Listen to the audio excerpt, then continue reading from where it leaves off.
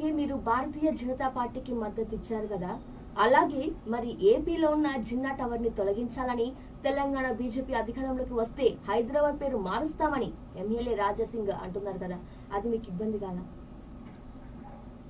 ఒకటండి, ఇప్పుడు మనం ప్రపంచవ్యాప్తంగా ఇప్పుడు బీజేపీ వాళ్ళు చెప్పేది ఏంది? సర్వేజన సుఖినోభవంతు. ప్రపంచం అంతా ఒకటే, ప్రపంచ ప్రజలందరం మనం అన్నదమ్ములు, ముఖ్యంగా భారతీయులంతా సోదరులు అని చెప్తారు, భారతీయ జనతా పార్టీ అని చెప్తున్నారు కదా. అయితే ఎవరో కొంతమంది మాట్లాడుతుంటారు కాబట్టి అందరూ నాయకులు మాట్లాడినప్పుడు, అది నరేంద్ర మోడీ గారో లేకపోతే నడ్డా గారో లేకపోతే ఇంకెవరో పెద్ద ముఖ్యులు మాట్లాడినప్పుడు దాని మీద మనం స్పందించాలి. వాస్తవంగా వీళ్ళు ఏంటంటే కొంతమంది ఈ మతపరంగా కులపరమైన లేదా ప్రాంతీయ తత్వంతో కొంత కొంత కొంత మేలు జరుగుతుంది, కొంతసేపే అది. దానివల్ల లబ్ధి పొందాలో పేరు సంపాదించాలని మాట్లాడతారు తప్ప వాళ్ళ మాటలకు విలువ లేదు. వాస్తవంగా జిన్నా టవర్ ఉంటేంది లేకుంటేంది? జిన్నా టవర్ అనేది ఇప్పుడు కాదు కదా, అది స్వాతంత్ర ఉద్యమంలో స్వాతంత్రం ముందు ఆయన గాంధీ గారితో నెహ్రూ గారితో కలిసి పనిచేశారు. అట్లాంటే మరి జిన్నా టవర్ అంటున్నారు. ముస్లిం లీగ్ పార్టీ ఉంది, ఆయన జిన్నా మమదాని జిన్నా పెట్టే ముస్లిం లీగ్ పార్టీ ఉంది, ఇప్పుడు పోటీ చేస్తుంది. అది ఒక్కోసారి ముస్లిం లీగ్ వెళ్ళి ముఖ్యమంత్రి కూడా ఆయన కేరళలో. మరి ఆ పార్టీని బ్యాన్ చేస్తారా? చేయండి మరి. అంతేగాని అక్కడ జరిగింది వాస్తవంగా ఏంటంటే, ఆయన అక్కడ మన ఆంధ్రప్రదేశ్ రాష్ట్ర భారతీయ జనతా పార్టీ అధ్యక్షుడు సోము వీర్రాజు గారు ఏదో మాట్లాడుతూ ఆయన ప్రజలకు ఏదో మేలు చేయాలి, ప్రజల్ని ఆకట్టుకోవాలనే ఉద్దేశంతో ఆ చీప్ లిక్కర్ దాని మీద ఏదో మాట్లాడే సరిగ్గా ప్రజెంట్ చేయలేకపోయి అది ప్రజల్లో బూమ్రాంగ్ అయింది. ప్రజల్లో కొంచెం వ్యతిరేకత వస్తుంది బీజేపీ మీద అని చెప్పేసి దాన్ని మర్పించడం కోసం జిన్నా టవర్ అంటారు. ఇంకొక సమస్య వస్తే టిప్పు సుల్తాన్ అంటారు. అరే టిప్పు సుల్తాన్ మీ కర్ణాటకలో మీరు అక్కడ గౌరవిస్తారు, అక్కడ టిప్పు సుల్తాన్ విగ్రహాలు పెడతారు, అన్నీ చేస్తారు. ఇక్కడికి వచ్చి ఏపీలో వచ్చి మాట్లాడతారు. అంటే ఏదో రకంగా ప్రజల్లో గుర్తింపు తెచ్చుకోవాలని కొంతమంది నాయకులు, మరి అందరు నాయకులు మాట్లాడలే కదా, ఇద్దరు ముగ్గురే మాట్లాడారు. గ్యాంగ్ ఉంటుంది, ఆ గ్యాంగ్ సోము వీర్రాజు, విష్ణువర్ధన్ రెడ్డి, ఎవరో ఇద్దరు ముగ్గురు వాళ్ళు మాట్లాడేది తప్ప ఎవరు మాట్లాడలేదు. మరి ఎప్పుడైతే మాట్లాడేది అయిపోయిందా? జిన్నా టవర్ ఏమైంది? అట్లంటే మన మన మన జాతీయ నాయకులు, మన నాయకులు అనేక మంది ప్రపంచంలోని అనేక చోట్ల మరి మన వాళ్ళ విగ్రహాలు కానీ లేకపోతే అక్కడ జ్ఞాపకార్థం కొన్ని నిర్మాణాలు కానీ చేపట్టింది. మరి అది ఎప్పుడో జరిగిపోయింది, స్వాతంత్రానికి ముందు జరిగింది. అయినా కూడా ఇప్పటికైనా సరే అసలు ఎప్పుడో స్వాతంత్రం వచ్చినప్పుడే మన జాతీయ నాయకులందరూ ఆలోచించి వివాదాస్పదమైన కట్టడాలు ఏమేమి ఉన్నాయో వాటన్నిటి మీద ఒక చర్చ పెట్టి రాజ్యాంగబద్ధంగా అందరినీ ఒప్పించి ఆ సమస్యను పరిష్కరించుకుంటే ఇవాళ మనం ఎక్కడో అభివృద్ధిలోకి వెళ్లాల్సింది. నెంబర్ 1 ప్రపంచానికి జ్ఞానం నాగరికత నేర్పించిన భారతదేశం ఇవాళ నెంబర్ 1 ఉండాలి ప్రపంచంలో. మరి ఎక్కడికో వెనుకబడిపోతున్నాం. మనం ఎందుకు వెనుకబడిపోతున్నాం? ఇదే ప్రాంతీయ తత్వం, కులతత్వం, అవసరమే అక్కడ మతతత్వం. ఎవరు ఏం చేతగానోళ్లే ఈ ప్రాంతీయ తత్వం, కులతత్వాన్ని, మతత్వం రెచ్చగొడతారు. అది తాత్కాలికంగా పనిచేస్తుంది. రాజాసింగ్ మరి నిజామే తీసుకొచ్చిండు వాళ్ళ ఫ్యామిలీని. రాజాసింగ్ కుటుంబ సభ్యులు వాళ్ళందరూ కూడా గతంలో సైన్యంలో పనిచేయడం కోసం ఎక్కడెక్కడి నుంచో ఉత్తర భారతం నుంచి ఇక్కడ తీసుకొచ్చారు. మరి ఇక్కడ తెలంగాణలో పుట్టిన వాళ్ళు ఏం చేయాలి? ఏం మాట్లాడాలి? నిజాం ఉన్నాడు, లేకపోతే చంద్రగుప్తుడు ఉన్నాడు, లేకపోతే చరిత్రలో చాలా మంది పెద్ద పెద్ద వాళ్ళు, గొప్ప వాళ్ళు, చక్రవర్తులు ఉన్నారు, ఈ దేశాన్ని పాలించారు. హిందువులు ఒకరి మీద ఒకరు దాడి చేసుకున్నారు. టిప్పు సుల్తాన్ మీద నిజాం దాడి చేసిండు బ్రిటిష్ వాళ్ళతో కలిసి. టిప్పు సుల్తాన్ చంపడంలో నిజాం హస్తం ఉంది. మరి ఆయన ముస్లిమే, ఈయన ముస్లిమే. అలాగే నిజాంకు వ్యతిరేకంగా పోరాటం చేసిన జర్నలిస్ట్ వాళ్ళ గర్వంగా చెప్పుకోవాల్సిన షోయబుల్లా ఖాన్ ఎవరి మీద పోరాటం చేసిండు? నిజాం మీద పోరాటం చేసిండు. చరిత్రలో ఎంతమంది లక్షల మంది ప్రాణత్యాగాలు చేసిన వాళ్ళు ముస్లింస్ ఉన్నారు, హిందువులు ఉన్నారు. కలిసిమెలిసి పోరాటం చేసి మనం స్వాతంత్రం సముపార్జించుకున్నాం. ఇవాళ రకరకాల మాటలు మాట్లాడుతున్నారు.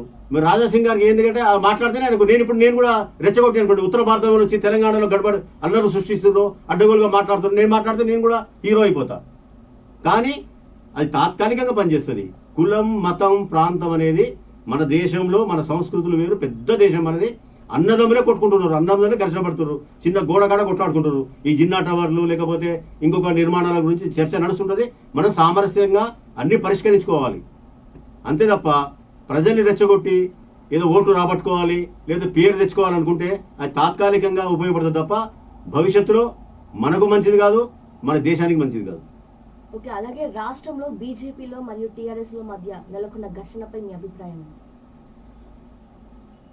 టీఆర్ఎస్ బీజేపీలో ఘర్షణ అనేది మనకు గత ఎన్నికల్లో వాస్తవంగా చెప్పాలంటే 2018 అసెంబ్లీ ఎన్నికల్లో భారతీయ జనతా పార్టీ క్యాడర్ మొత్తం టీఆర్ఎస్కి అనుకూలంగా పనిచేసింది. టీఆర్ఎస్కి ఎందుకు పనిచేసిందంటే అప్పుడు చంద్రబాబు నాయుడు, కాంగ్రెస్ వీళ్ళందరూ పొత్తు పెట్టుకొని ఏకమై అందరూ కలిసి టీఆర్ఎస్ వ్యతిరేకంగా మన ఒక మహాకూటమి పెట్టినప్పుడు ప్రజల్లో ఒకటి వచ్చింది ఏంటంటే మళ్ళీ చంద్రబాబు నాయుడు గారు మళ్ళీ అధికారంలోకి వస్తే కూటమి వస్తే చంద్రబాబు నాయుడు గారు దీని వెనకాల ఉంటారు. అప్పుడు ఏంటంటే ఈ ఆంధ్ర తెలంగాణ నడుస్తుంది కదా, ఆ ఉద్దేశంతో ఏదో ఒక రకంగా చంద్రబాబు నాయుడు మీద వ్యతిరేక ప్రచారం తీసుకొచ్చినప్పుడు బీజేపీ క్యాడర్ మొత్తం కూడా అసెంబ్లీలో మనం ఎట్లా గెలవమనో, రాష్ట్ర అసెంబ్లీలో మనం ఎట్లా గెలవం ఎక్కువ మంది, టీఆర్ఎస్ ఓడిపోతే తెలంగాణకు అన్యాయం జరుగుతుందని చెప్పేసి అప్పుడు టీఆర్ఎస్కు వీళ్ళందరూ ఓట్లు వేసారు.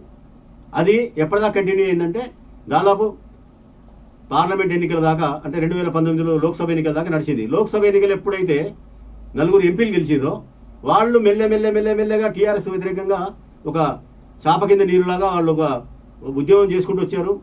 అంటే ప్రభుత్వానికి వ్యతిరేకంగా లేదా బీజేపీని పెంచుకునే క్రమంలో చాలా ఉధృతంగా పనిచేసారు. వాళ్ళు కనబడలే, వీళ్ళు పట్టించుకోలే. అక్కడక్కడ ముస్లింలకు సంబంధించి లేదా మజ్లిస్ మీద వాళ్ళ ఆరోపణలు చేయడం, కాంప్లైంట్ చేయడం, లేదా ముస్లిమ్స్ అని ప్రశ్న తీసుకురావడం. దాంతో ఏమైందంటే ఆ యూత్లో కొంచెం అట్రాక్ట్ అయింది. అలాగే అక్కడ కేంద్రంలో నరేంద్ర మోడీ గారి ప్రభుత్వం కూడా వస్తే ఏంటంటే జాతీయ స్థాయిలో నరేంద్ర మోడీ గారు ఉంటేనే మనకు దేశానికి భద్రత ఉంటుందనే ఒక ఆలోచనకు యువత వచ్చింది. దాంతో కొంచెం బీజేపీ యువతలో కొంచెం ఫాలోయింగ్ పెరిగి ఆ దుబ్బాక ఎన్నికలు, జిహెచ్ఎంసీ ఎన్నికలు, ఆ తర్వాత ఈటెల రాజేందర్ గారి ఎన్నికలతోటి టీఆర్ఎస్లో కొంత భయం స్టార్ట్ అయింది. ఒకటి, ఏదైనా అవకాశం వచ్చినప్పుడు తప్పని పరిస్థితుల్లో బీజేపీకి వాస్తవంగా నిన్నటిదాకా ఇప్పుడు చెప్పుకునే ఈ రైతు చట్టాలకు కూడా బీజేపీ టీఆర్ఎస్ పార్లమెంట్లో ఒకటే. లోక్సభ సభ్యులు, రాజ్యసభ సభ్యులు అన్ని బిల్లులకు అనేక రకాలుగా కేంద్రంలో బీజేపీకి సపోర్ట్ చేశారు. అవసరం అనుకుంటే మంత్రివర్గంలో కూడా చేరుతామనే ఫీలర్స్ కూడా ఇచ్చారు. ప్రజలకు ఆ మాట వచ్చింది.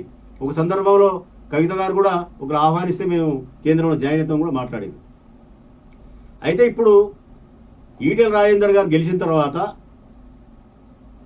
బండి సంజయ్ గారు ఒక దిక్కు, అరవింద్ గారు ఒక దిక్కు, అలాగే మిగతా నాయకులు కొంచెం తెలంగాణ రాష్ట్రంలో పార్టీని కొంచెం ముందుకు తీసుకెళ్లాలని బాగా ప్రయత్నం చేస్తున్నారు. ఆ ప్రయత్నంలో సఫలీకృతం అవుతున్నారు. బీజేపీ మనకు ఎప్పటికైనా ప్రమాదమే అనే ఒక ఆలోచన కూడా ఉంది టీఆర్ఎస్లో. రెండవది, బీజేపీ టీఆర్ఎస్ అనేది తీసుకొస్తే రేవంత్ రెడ్డి వచ్చిన తర్వాత, ఆయన పీసీసీ ప్రెసిడెంట్ అయిన తర్వాత బాగా కాంగ్రెస్కు అక్కడ కూడా యువతలో, రైతుల్లో, ఉద్యోగులు, మైనార్టీలో పర్టికులర్గా రేవంత్ రెడ్డి పట్ల కొంత అభిమానం అనేది వచ్చింది. తర్వాత పార్టీ కూడా ఆయన చేపట్టే కార్యక్రమాలు కూడా బాగా ప్రజల్లోకి వెళ్ళిపోయినాయి. బీజేపీ టీఆర్ఎస్ ఒకటి అని ఎప్పుడైతే ప్రచారం జరుగుతుందో ఆ ప్రచారం జరిగితే కాంగ్రెస్కి లాభం అవుతుంది. కాంగ్రెస్కి లాభం అయితే నష్టం టీఆర్ఎస్కి అవుతుంది. అప్పుడు కాంగ్రెస్ బలపడొద్దనే ఉద్దేశంతో బీజేపీ మీని దృష్టిలో పెట్టుకుని ఇప్పుడు నిన్న బండి సంజయ్ని అరెస్ట్ చేయాల్సినంత అవసరం ఉందా? వాస్తవంగా బండి సంజయ్ గారిని అరెస్ట్ చేయాల్సినంత అవసరం లేదు. కాకపోతే ఆ దీక్షను భగ్నం చేయొచ్చు. అయితే దీక్ష కూడా చాలా మంది, ఎక్కువ మంది జనాలు లేరు. అది రాత్రి 9 గంటల ఉదయం వరకు జాగరణ అన్నాడు ఆయన. దాన్ని పెద్దగా చేసేసరికి పబ్లిక్లో ఏంటంటే ఇటు కాంగ్రెస్ అనేది సైలెంట్ అయి పక్కకు పోయింది. రైతుల సమస్యలు పక్కకు పోయినాయి. ఒడ్ల కొనుగోలు కేంద్రాలు, ఒడ్లు దాని గురించి మొత్తం పోయింది. ఇప్పుడు బీజేపీ టీఆర్ఎస్ బీజేపీ అనేది నడుస్తుంది. ఇది ఒక విధంగా టీఆర్ఎస్ బీజేపీ కలిసి చేస్తున్నారా అనిపిస్తుంది. లేదు, నిజంగానే టీఆర్ఎస్ బీజేపీ ప్రమాదంగా తయారవుతుందా అనే ఉద్దేశంతో స్పీడ్ పెంచారా అనేది తేలాల్సి ఉంది. అయితే ఒకటి మాత్రం ఏంటంటే టీఆర్ఎస్ తోటి ఒప్పందం లేదా అంతర్గతంగా ఏదైనా పొత్తు ఉన్నదని తెలిస్తే ఖచ్చితంగా అది బీజేపీకి ప్రమాదం.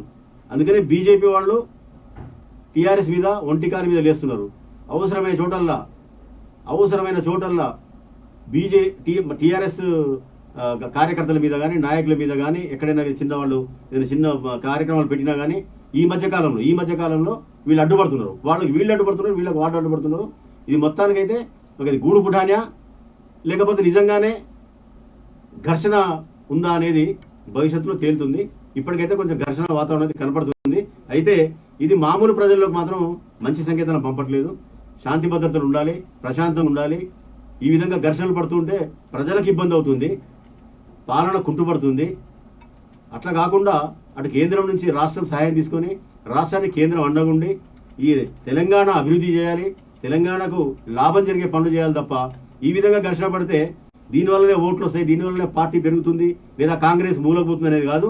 ప్రజలు ప్రభుత్వానికి వ్యతిరేకంగా నిర్ణయం తీసుకున్నప్పుడు అక్కడ బీజేపీ, ఇక్కడ కాంగ్రెస్ అని చూడరు. ఎవరు బలంగా ఉన్నారు, ఎవరు టీఆర్ఎస్ తోటి అండర్స్టాండింగ్లో ఉన్నారు, ఎవరు టీఆర్ఎస్ తోటి పొత్తు పెట్టుకుంటారు అనే అనుమానం వస్తే ఆ పార్టీని పక్కకు పెడతారు. గట్టిగా పోరాటం చేసిన పార్టీకి అండగా ఉంటారు. ఓకే అండి, మీ చిన్న పత్రికల సమస్యలు తొందరలో పరిష్కారం అవ్వాలని కోరుకుంటూ మరొక ఎపిసోడ్ లో మళ్ళీ కలుద్దాం. అందరూ చూస్తూనే ఉండండి star news, voice of truth.